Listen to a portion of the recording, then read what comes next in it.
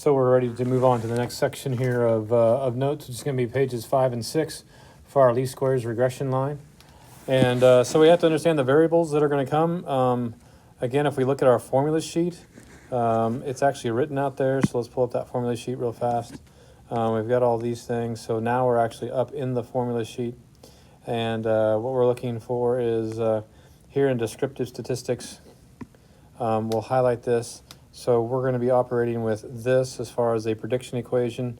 We're going to end up using possibly this and this are going to be the three equations that we use within this chapter. So just know that you have those equations on your formula sheet when you take the exam. So going back to the notes key, so the first equation that I highlighted was this one. So we have to understand what the different variables are in there.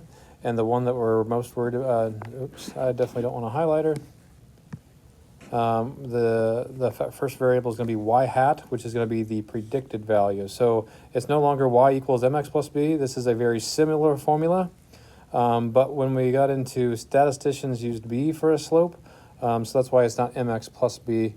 It gets a little bit confusing sometimes, but we'll get over it. Okay. So in this case, then the critical ones are going to be y hat and b. We put a hat over that variable to this is an indication of a prediction. Not written very well at all. Okay, the hat means predicted value. Okay, and so what happens is we have some I'll say Mad Libs to remember. We have to be able to interpret the slope and interpret the y-intercept typically. I'm going to have this formula, this sentence that I'm going to read.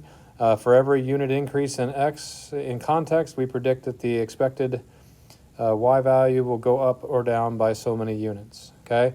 So again, that's a pretty vague sentence, but that's the sentence that we're going to follow when it comes to this. Okay. A is going to be my y-intercept, is the other variable in there.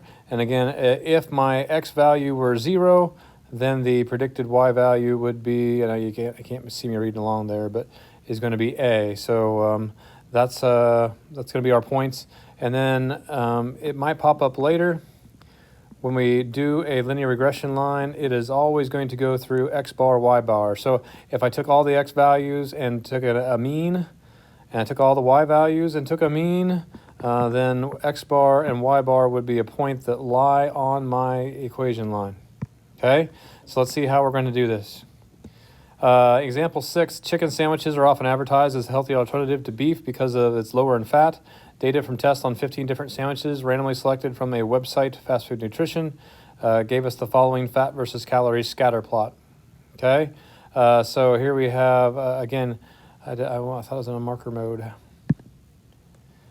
Calories is going to be my response variable because it's got the hat. We're predicting calories, and we're going to use fat then to predict calories.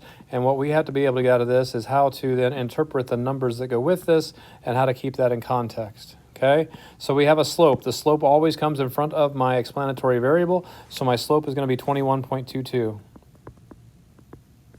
And now I have to write down the interpretation of that slope, okay? And we could follow along with the sentence. So we'll scroll up a little bit. For every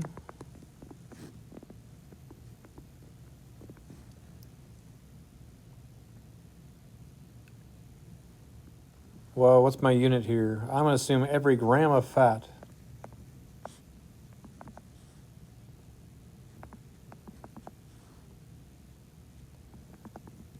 The predicted calories will increase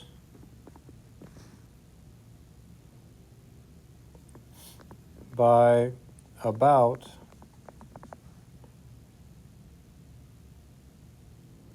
21.2 calories.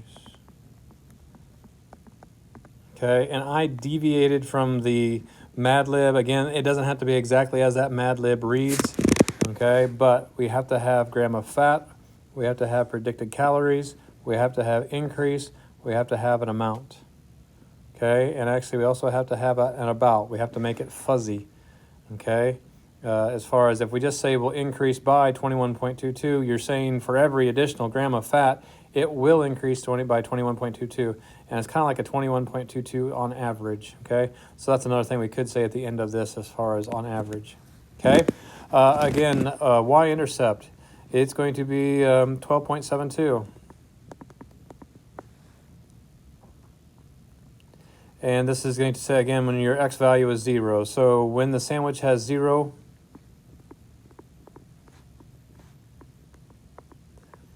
when a sandwich has 0 grams of fat,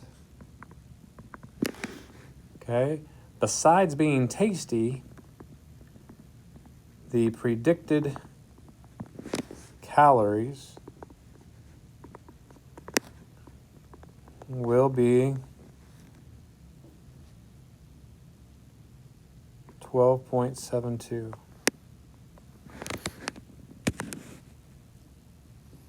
All right, so that's what those are straight up skills that we have to be able to do.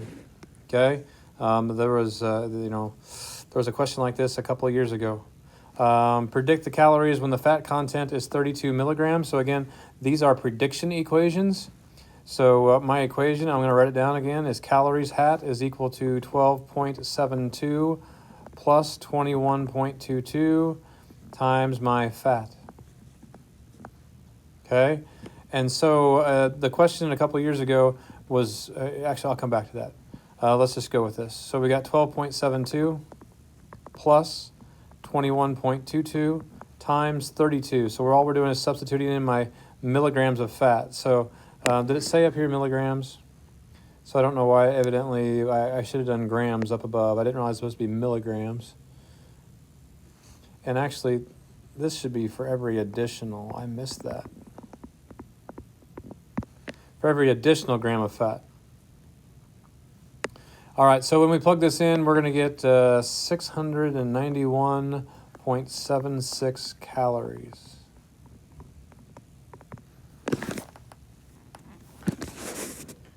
Okay, and we use that to predict. Now, here's what we had to pay attention to.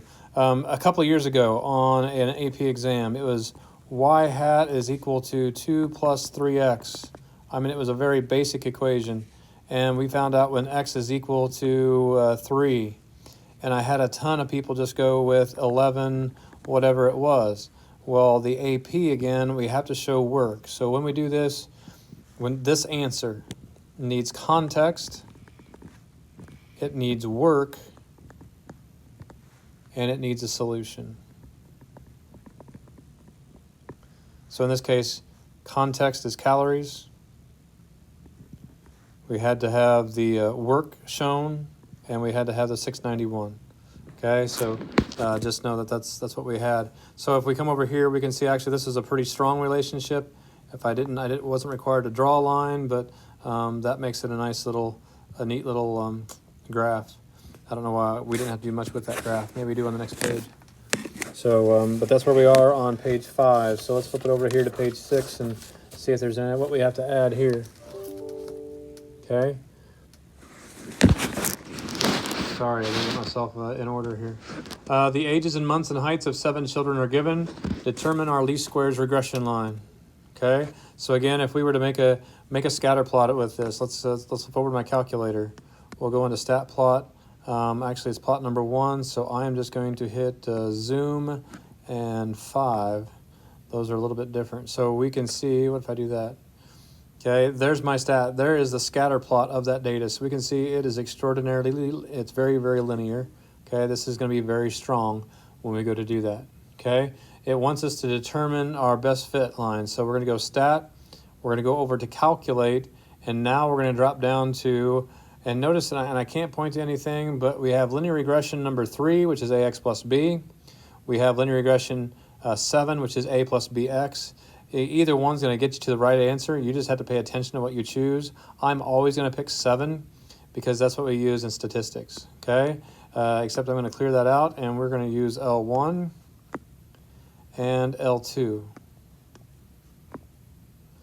The other thing, a frequency list is negligible here. Store the linear regression equation. So remember a second ago I pulled up the graph to it. If I wanted this line to go through there, I could store it. And I'll go through that process of storing. So we're going to hit variables for vars, we're going to hit 1 for functions, and we're going to hit y1. So what's going to happen is it's going to store this into y1. So I'm going to hit calculate, okay? And we're going to write down all the key pieces. Well, we don't need to write down the key pieces. I have them written down in my notes, okay? And also this shows r squared and r, and we may have to, I don't know this calculator. We're going to have to go in class. If your r squared and r doesn't show up, make sure you ask me because we need to turn the statistical features on in your calculator, and I'm not for sure how to show you on this calculator here. So we're going to jump back to our notes and move forward. Oh, no, I don't want to do that. Now I want to go to my graph. So with the graph, if I go into y equals, you can see now y1 is populated by that equation that I just created. If we go back and look, we'd see it had a y-intercept of 20.4 and a slope of 0.34. And then when I go to my graph, we can see that there is there's very small residuals. And we haven't got to residuals yet, but that's the difference between the predicted value and the expected and the observed value. So let's shift back to the notes and go ahead and fill this out. So we're going to determine our least squares regression line. So first of all, we have to figure out, we know that my x variable in this case was age, and my y variable was height.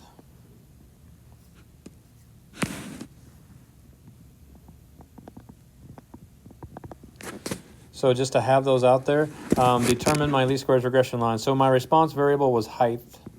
So we have to remember, since we're creating a prediction equation, this is going to be height hat. So if you forget that hat, you're going to lose. You're going to get points deducted. Okay, we have to have the hat. Okay, so now remember, if we go back to my equation, it's y hat equals a plus bx. Okay, is what we chose to use. So my y-intercept, which is a, was 20.4 plus my b, which was 0.34, and again, rounding is wherever you like to round it to. They usually don't get too specific. And then age was my explanatory variable. So we have created a least squares regression line, or a prediction equation. Okay, so and hopefully when we go through the Desmos activities in class, the least squares regression line, the least squares part of it will make a little bit more sense. Okay, so now we're going to interpret the slope. The slope is 0.34. Okay, so my slope, again, is a sentence. For every additional year of age, the predicted height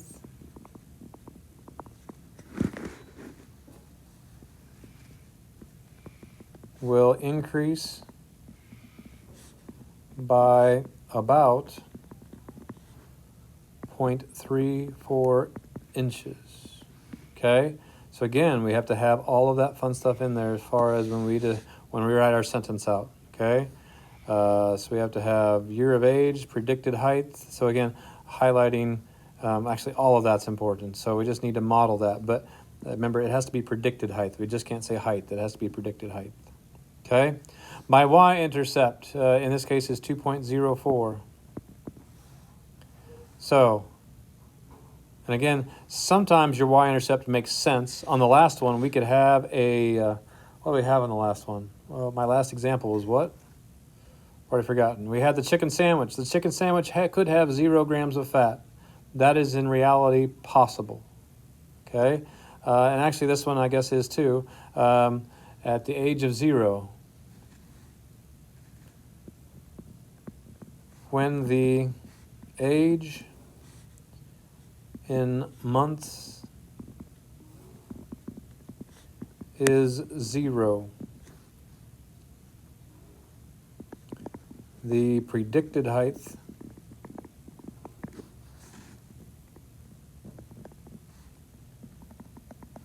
will be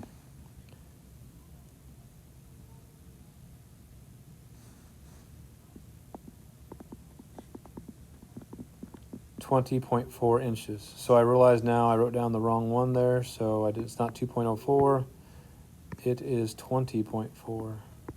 I was getting ready to write 2.4 inches, and I knew that was too short for a baby. All right, so again, we have to know what to do here. Again, these are all prediction equations, so we're going to predict the height for someone who's 4.5 years old. Again, we have to pay attention to what variable we were given. We were given age. However, my age is in terms of months, so we're going to have to take that times 12, and we're going to get a 54. Okay, so that means to use this as a prediction equation, we have to show work. So there's my height hat is equal to 20.4 plus 0.34 times the age in months, which is 54, and we end up with a height of 38.76 inches. Okay, and again, it's important to have that unit on there. And another prediction. Now we're going to go with 20 years old. So we're going to take 20, again, times 12 to turn that into months. And so we're talking about 240 months. So again, we have the height hat is equal to 20.4 plus 0.34 and the 240 inches. And so if we multiply that out, I've got 102 inches. Holy criminy, we say to ourselves, 102 inches. How tall is someone that's 102 inches? Well, let's look. Oop, I guess I got to quit that. Nope.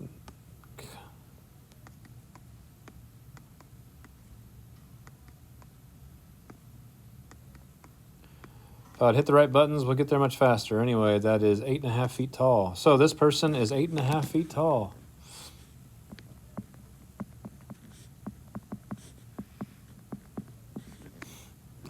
Now, obviously, it did a pretty good job for this one. 38 inches is going to be a little over 3 feet.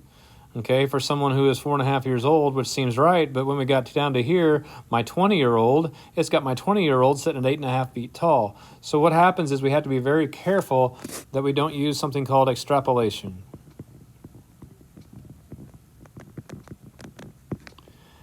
Okay, so when I have data, if I come up here to my data, my x variable went from age 16 to age 120 months, excuse me.